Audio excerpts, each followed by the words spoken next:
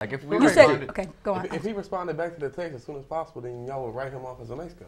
Well, no. If you get my text, respond to the text. Don't just ignore me. I mean, personally, I don't care. Like, either you're going to respond. Okay, but Maya's saying no, but Naila is saying that you want a response. If you get the text, it's pointless to me. Because then you might forget or something. I may have actually wanted to try to have a conversation with you. And you just completely ignore the text. I can understand if you're busy. Saying, go ahead. But you gotta be careful what you ask for, though, because so many girls out there say, oh, the bad guys, they just want to have sex, blah, blah, blah. But yet, when they find what they want, and just because they don't stimulate their interest enough, they have everything they want in a man, in a bad boy, but it's in a nice guy, then they just pass by. So, I mean, that's why I got so many girls bitter out here nowadays saying, well, I don't like guys that do this and that, because I mean, you have the opportunity to get up on what you want. You just didn't want it. But do you guys think that the media has a lot to play? You know, because I think society may have a lot to do with how they define how men are supposed to be. I mean, because we see it in the movies all the time. You know, we look at these films where, you know, the bad guy has the gun and, you know, all this adventure and drama. And I think that I'm wondering if young people are picking up on that and that is what they want. Because, like, a lot of women can watch, or younger women can watch a movie that's like a quote-unquote or music industry. Yeah, you know, you can listen to the love song and say, oh, I want this love so bad. And then they go out and talk to the drug dealer on the block or something. I think that when someone is attracted to a bad guy, they're attracted to them because, like Maya said, it's something different about them. Like, you have more excitement in your life than what I do at this moment. So it's about the excitement. Yeah, like, honestly, when I was a little bit younger, like, beginning of high school and stuff, I would talk to guys that were different and, like, they actually went out and they did things and stuff, like, because I didn't do that. Like, my mom was sort of overly protective and wouldn't let me go out. So when I started talking to somebody that, like, had all these different experiences and was still, like, a sweet guy, like, we could have conversations and he could stimulate interest and all of that, like, yeah, he was a quote-unquote bad guy and all of that, but he had that nice guy persona to him. What was bad about him? Some of, like, the activity that they were involved in. Drugs, smoking? Well, yeah. Like, I've dated someone that smokes before, and it wasn't a big deal to me because, I mean, at the time, like, that's what I'm around, so it's not considered, like, a big deal. What do you think, what she said, Maya? Do you? I somewhat agree.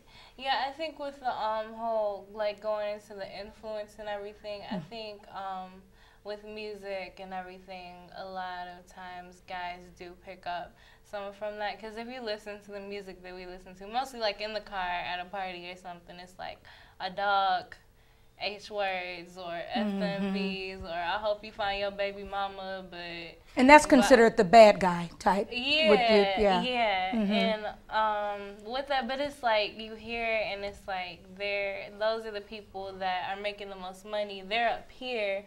While, like, Christian rap, you don't go around the car listening to, like, yeah, Jesus, go every day, all day. Like, I mean, it's good. It's a good message. It's just not something that you listen to just because you like the sound. I mean, just because you like the sound of something else. And, like, with that, guys can pick up messages because you hear it so much. And it's just like, well, he's but you know what, that's like really confusing though. Like you just said that, you know, a lot of us like the dudes that model the rap game, you know, like Kanye and Lil Wayne or whatever else. 50 Cent. But we also like, you know, the people who listen to the Jesus rap and the Christian rap and that are nice and humble. Like that's confusing. Like which one do you it's want? Really not confusing because either way, I see it myself as you either be influenced by what you hear or be yourself. And I think either way, if you yourself, you role play yourself. Like it's not whether what you hear or what you don't hear. It's just like what you come out to be from what you be around. Your behavior in response to what people do to you define who you are. So I think that either way, you either a good boy or you a bad boy, or you can just be in between. You can be yourself, where it's like no definition to who you are. You just got your own traits. Yeah.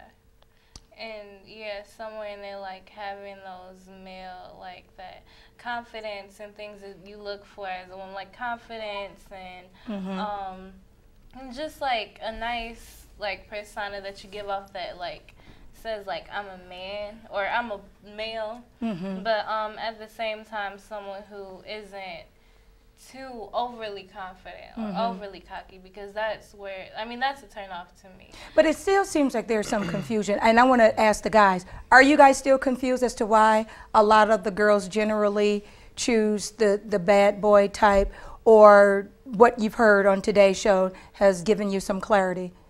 Well, I'm going to get technical with it. I think the women in America out there have been strongly oppressed by society's definition of what a woman should be. And that definition is, you know, be a good wife, don't cheat, you know, cook, clean, all the things that come with being a wife.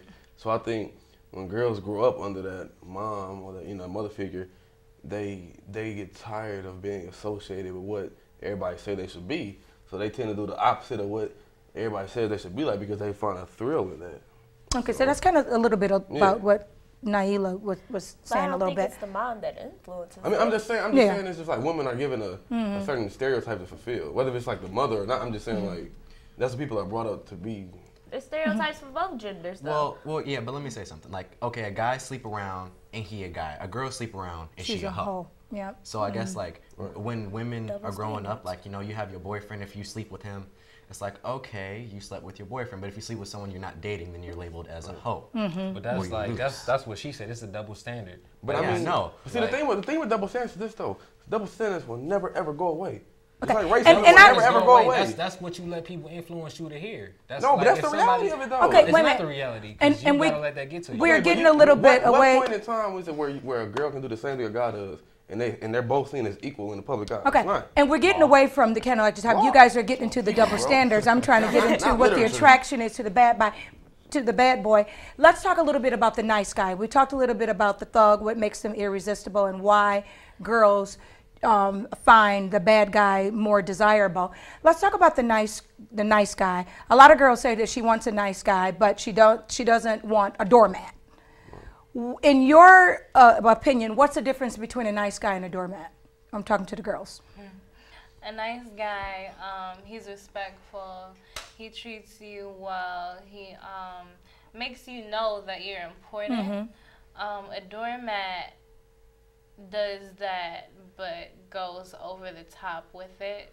I mean, maybe tell you his feelings a lot, and calling you all the time. And sometimes can get feminine with it. And just with like if you're like, hi, I'm so into you and all this other thing, like you.